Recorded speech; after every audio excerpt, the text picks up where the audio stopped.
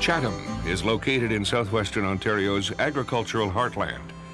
It has been witness to some of this continent's most turbulent history. Chatham is also the place that a Hollywood star and a popular singer have at one time called home. The first permanent home was a log cabin built in 1820 by William Chrysler, the great-grandfather of pioneer American automaker Walter Chrysler.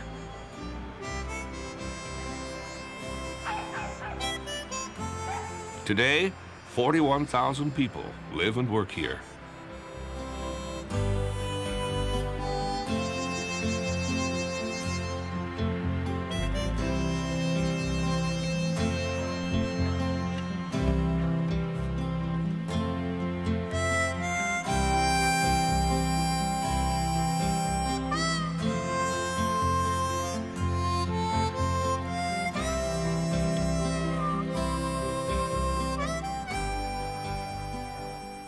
The city includes a fine array of heritage buildings.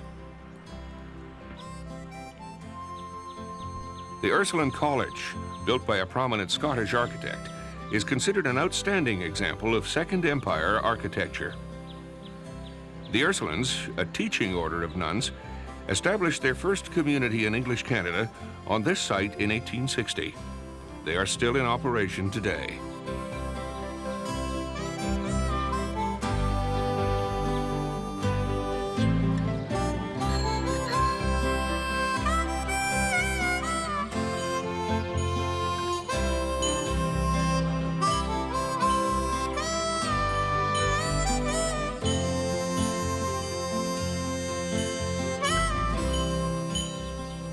Tecumseh Park and the Armory are reminders of the military past. John Graves Simcoe, the first governor of Upper Canada, foresaw eventual hostilities with the United States. He believed the Thames River, with its access to the Great Lakes, was of great military importance. By 1795, he had erected a stockade blockhouse at the junction of the Thames and McGregor Creek. Simcoe planned to build an elaborate naval dockyard and to make Chatham the capital of Upper Canada. But a year later, the governor left the country, and with his departure, the project collapsed.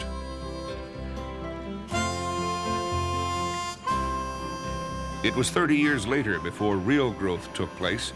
The Thames River ushered in a golden century of river commerce and shipbuilding. At one time, 3 shipyards were in full operation.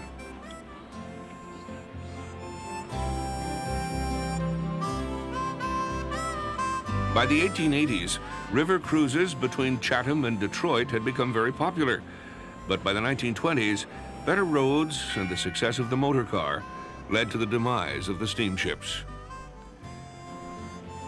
Today, river cruises have regained some of their popularity, but by far the greatest use of the river is for pleasure boating.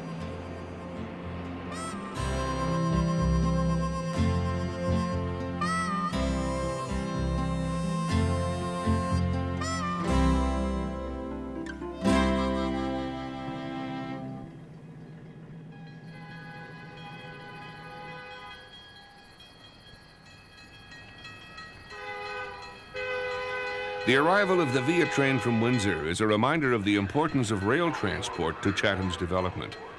No other single event stimulated its economic growth more than the coming of the Great Western Railway in 1854. For the first time, local industrialists were assured of easier access to raw materials and expanded markets across Canada.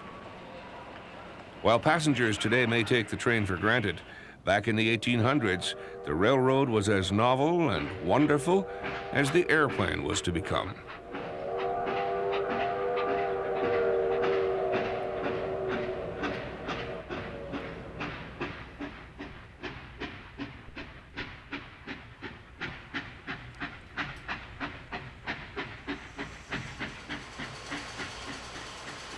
Bill Glasgow keeps the romance of railroading alive. His hand-built miniature railroad has taken him years to construct. Well, one time, the railroads were the way to go, and they were, the fastest things, you might say, on Earth. And there was a certain amount of glamour to it.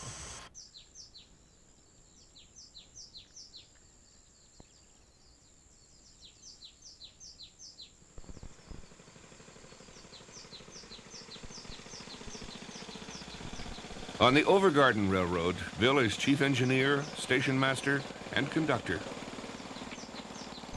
Well, it's not very big. It's maybe just under 300 feet, I guess. Sort of an oblong circle, and there's 4 switches, and well, that's about it, I guess.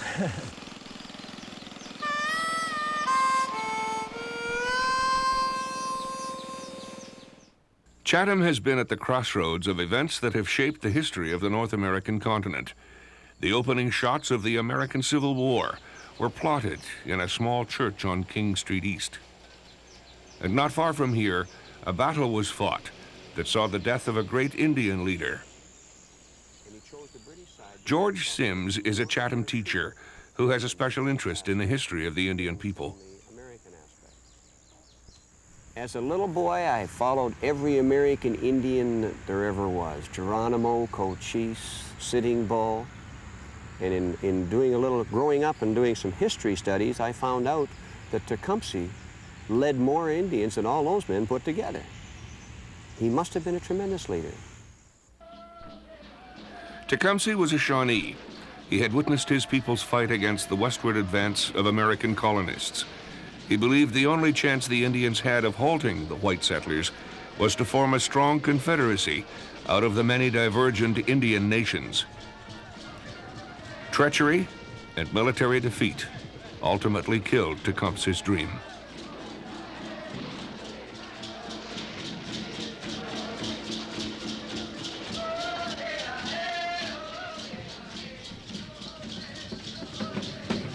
In 1811, he set out with a small band of followers for the British fort at Amherstburg on the Detroit River. He offered his support not, it was said, out of love for King George, but because he hoped to gain from the British the justice denied him by the Americans. When the United States declared war on Britain in 1812, Tecumseh threw in his lot with the British. But by 1813, the British were in retreat. They had suffered a major naval defeat on Lake Erie, and the whole western frontier of Upper Canada was now open to American attack.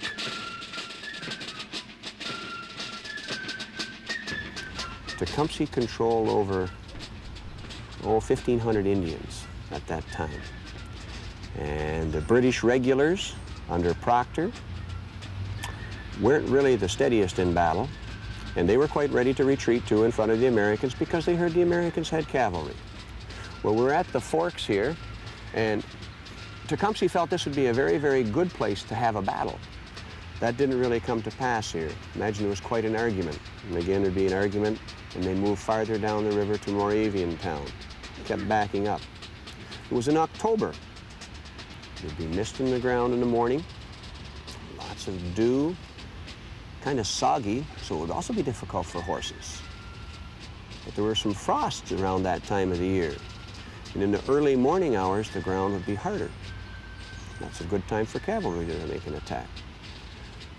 So Tecumseh finally said, we will go no further at Moravian Town. The Battle of the Thames was about to start.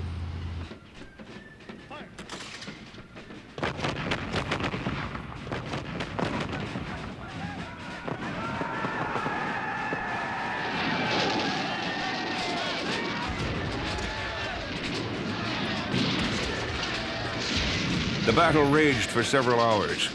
When it was over, the British were defeated and Tecumseh lay dead. 100 years later, a memorial was erected on the battlefield. It marks the death of a great chief, and also it sadly records the passing forever of Tecumseh's dream of an Indian confederacy.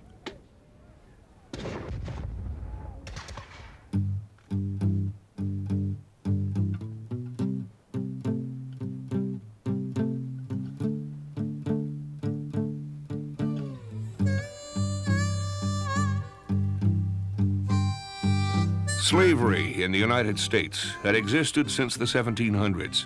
Slaves toiled from dawn to dusk. They survived on 2 meager meals a day. Their quarters were little more than shacks.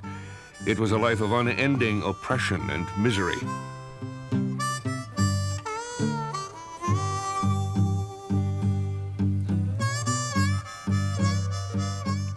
By the early 1800s, word spread that blacks in Canada were free. The history of Chatham's early black population has been brought to light by Gwen Robinson, whose descendants came here in the 1850s. Blacks came to Chatham to escape slavery. They came as indentured servants, they came as fugitive slaves, and they came as free blacks. And the British Lion, or the British Crown, whichever you choose to call it, gave them a certain amount of freedom, much more than they had, especially in the southern United States. And all of the writings and readings that I've done, they certainly embraced the Crown.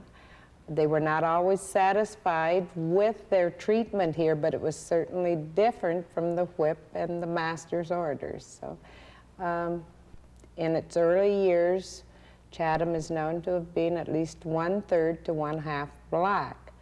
They had many, this is talking about now from 1830 to 1850.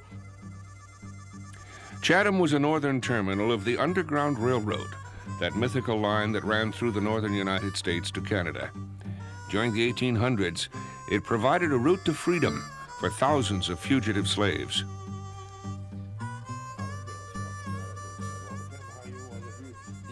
97-year-old Peter Jenkins is a lifelong resident of Chatham.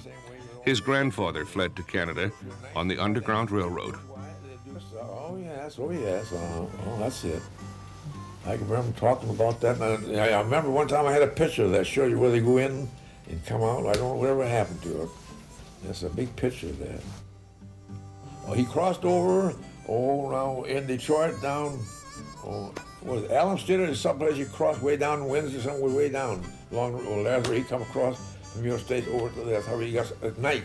See, you pay $50 and they smuggle you across the river, them days.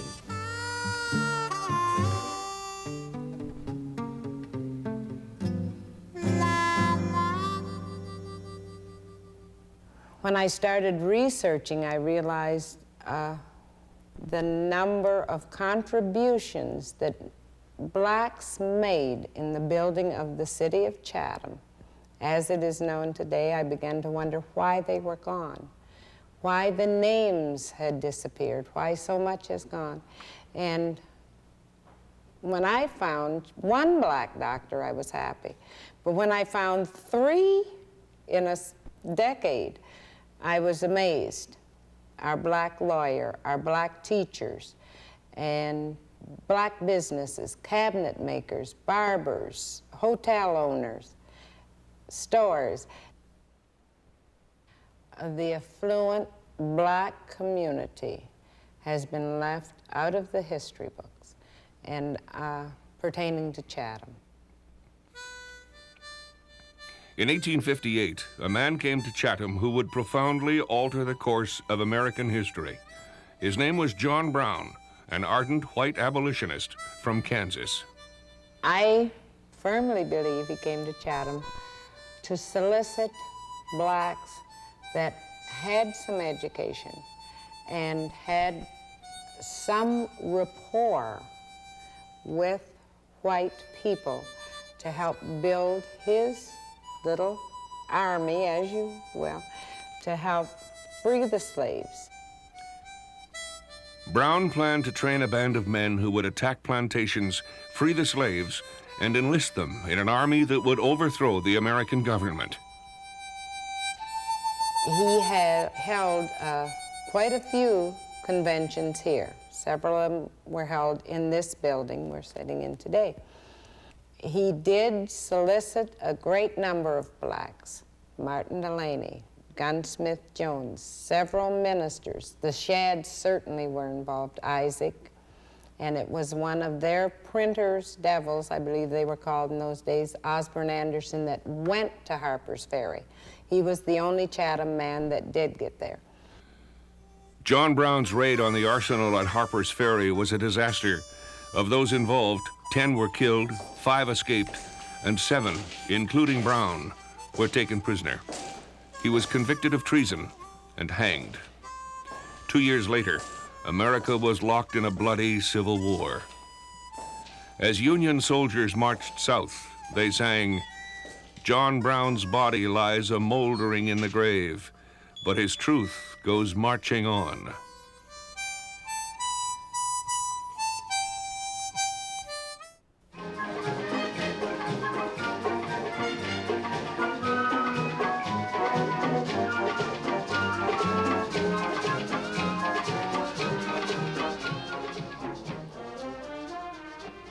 The Chatham Concert Band has become something of a family tradition, with the sons and daughters of band members often following in their parents' footsteps. The band has played in Tecumseh Park every summer since 1927.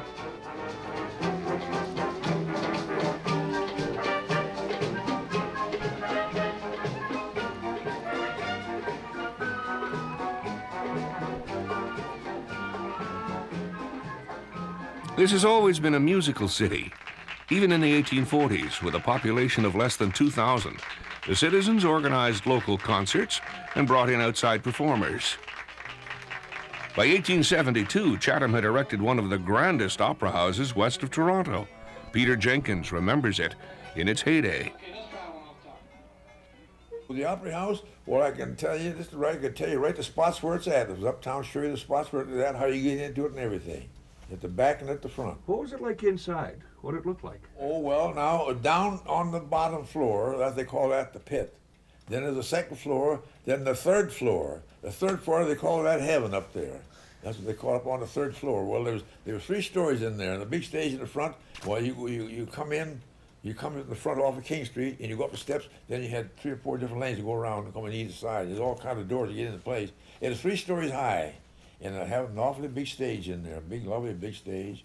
Well, I used to work on the stage when the big plays would come here at the back of the river there, helping to load and unload, and I was small, and carry water for them, things like that all the time. And my dad wouldn't order that, and I'd be up the theater carrying water for the actors and things from on the stage and things. See, but them days they didn't have water like they are now. You know, you had to carry water for people, pails or buckets and something like that. Do you remember the names of some of the performers? Oh, Marx Brothers. Well, they stayed here a week. Marx Brothers. I can't. I used to remember them all right off, but there was a lot of them would come here, different plays. Yes, but the Marx Brothers, them was the ones I liked the best. They stay here 6 days. You see, they'd be here, and they was nice. They was nice actors, nice players. They were stage actors. They weren't movies, you know. All stage actors them days.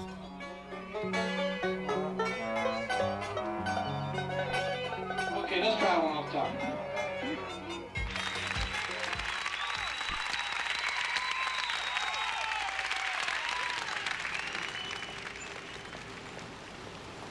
Besides its ability to draw entertainers like the Marx Brothers, the city has, over the years, given the world some outstanding performers of its own. People like singer and songwriter Sylvia Tyson, Hollywood star Marie Dressler, MGM's highest-paid actress in the 1930s, and Jeffrey O'Hara, the composer of such popular songs as the 1918 hit Katie. Katie, beautiful Katie, you're the only good girl that I adore. When the moon shines over the cowshed, I'll be waiting at the kitchen door. In the early decades of this century, Canada had more than 100 small automakers. The town wasn't considered progressive unless its name was riveted to the radiator of a locally made roadster. There was the Galt, the London 6, the Brockville Atlas, the Winnipeg, and even the Chatham. One of the more successful of these was this car, the Grey Dort. It was built by William Gray, a Chatham carriage maker. Some 26,000 of these handsome cars were assembled between 1915 and 1925.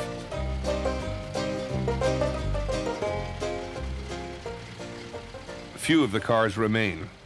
But occasionally, if you're lucky, you might spot this jaunty 1918 Model S Grey Dort motoring through the streets of the Maple City.